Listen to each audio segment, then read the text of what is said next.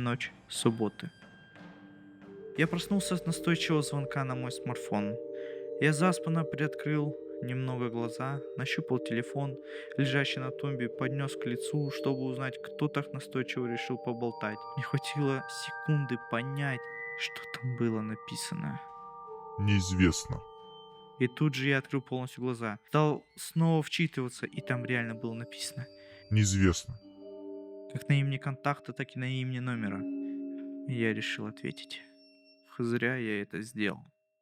Я услышал ту самую тишину, бездонную, гнетущую, затем шипение. И тот самый голос, но теперь не нейтральный, как был тогда, а игриво раздраженный. Я даже не знаю, как это описать. Голос сказал то, чего я хотел верить, что это кошмар. Но нет. Он сказал. Смотри в окно.